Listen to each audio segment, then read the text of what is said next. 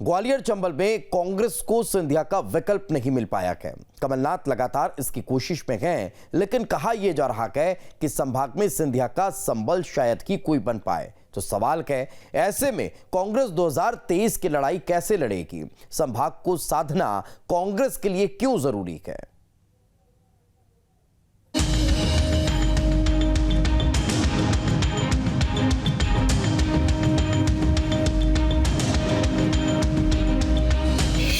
ग्वालियर चंबल में कैसे होगी भरपाई? कांग्रेस में अब कौन करेगा अगुवाई?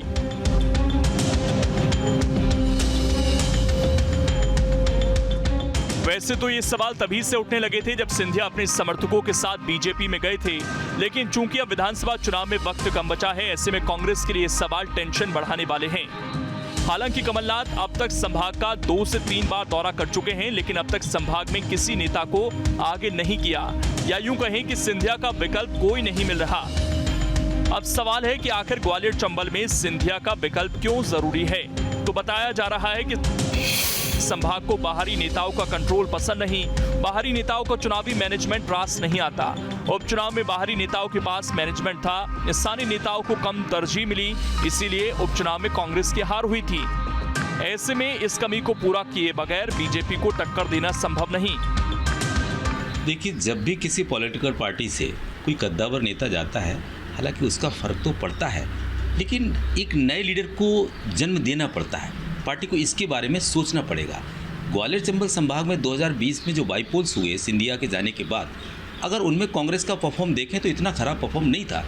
अगर ऐसा ही होता तो सिंधिया के जाने के बाद कांग्रेस यहाँ पूरी तरह से साफ हो जाती। लेकिन कांग्रेस एक बड़ी कमी कर रही है कि नई लाइन को नहीं ला रही है, यानी कि नई जनरेशन को नहीं ला रही। एक नया सिंधिया बनाने के लिए कांग्रेस के पास मध्य प्रदेश में कई चेहरे हैं, अगर उनको आगे लाएं तो कहीं ना कहीं इस जगह को फुलफिल किया जा सकता है। कांग्रेस को अपने संगठन में एक बड़े बदलाव की जरूरत है। हर पद अगर एक ही व्यक्ति में बना रहा तो दूसरे लोगों को कैसे आगे ले जाएंगे? अब सवाल है कि कांग्रेस को सिंधिया का विकल्प मिल पाएगा? तो इसमें कोई दो राय नहीं कि ग्वालियर चंबल में सिंधिया से बड़े कद का नेता कोई नहीं है। यहां तक कि संभाग में बीजेपी के पुराने नेता भी उनके आगे छोटे पड़ चुके हैं। पूरे संभाग में राजघराने का एक बड़ा प्रभाव काम करता रहा है, या यूं कहें कि राजमहल के इर्द गिर्द ही संभाग की सियासत घूमती रही है। इसीलिए कहा जा रहा है कि कांग्रेस को ग्वालियर चंबल में सिंधिया का मुकाबला करने वाला नेता मिलना मुश्किल है। तो आज ये कह देना कि ज्योतिरादित्य सिंधिया चले गए तब कौन नेतृत्व करेगा, ये कोई आवश्यक नहीं। कांग्रेस के अंदर तमाम बड़े बड़े अच्छे कार्यकर्ता मौजूद हैं। आज जब सिंधिया चले गए उसके बावजूद भी जब यहाँ कोई कांग्रेस पार्टी ने आयोजन किया तो कोई भीड़ कम नहीं रही, तादाद कम नहीं रही। बल्कि ये भी कहा जाता है कि ज्योतिरादित्य सिंधिया के जाने के बाद लोगों ने ऐसा महसूस किया कि उनके कंधे से कोई बोझ चला गया। अब कांग्रेस के कार्यकर्ता अपने आप को महसूस करते हैं कि अब फ्री हो, काम करने को तैयार है, और काम चल भी रहा है। और मैं समझता हूँ आने वाले चुनाव में भी यहाँ का नतीजा बहुत अच्छा रहेगा। ग्वालियर चंबल संभाग में अपना विशेष योगदान रहा है। ये राजवंश सिंधिया परिवार राजवंश इस ग्वालियर में चंबल संभाग में राज करता रहा है, और जो भी विकास के काम किए हैं सिंधिया परिवार द्वारा किए गए।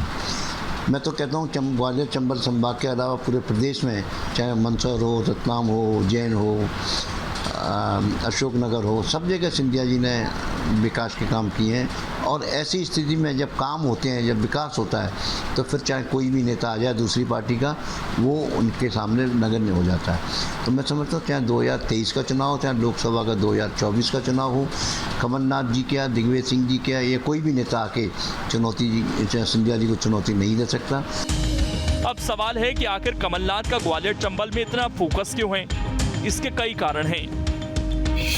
इस संभाग में 8 जिले आते हैं। विधानसभा में कुल 34 सीटें हैं। 2013 में बीजेपी को 20 सीट मिली थी। 2018 में कांग्रेस का दबदबा दिखा था। 2018 में कांग्रेस को 26 सीट मिली थी। बीजेपी को 2018 में 13 सीटों का नुकसान हुआ था। 2018 में बीजेपी 7 सीटों पर सिमट गई थी। कहा जाता है कि ग्वालियर चंबल और विंध्य की वजह से ही बीजेपी कांग्रेस दोनों की लाज बची थी।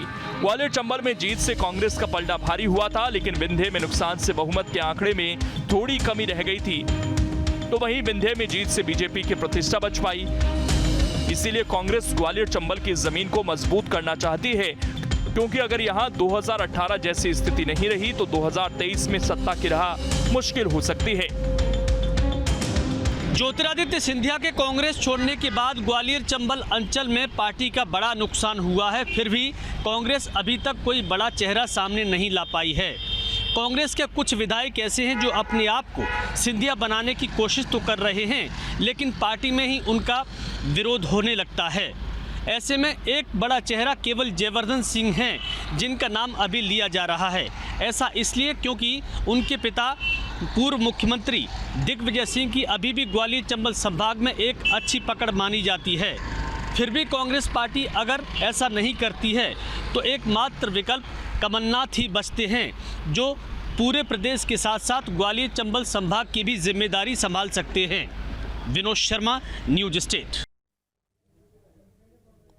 खबर तो यह है कि ग्वालियर चंबल में कांग्रेस में कोई नेता नहीं है, लेकिन संभाग का कोई नेता फ्रंट पर नहीं है। गुटबाजी की वजह से कोई एक्टिव नहीं है, इसलिए 2023 में कांग्रेस की चुनौती बढ़ने की बात कही जा रही है।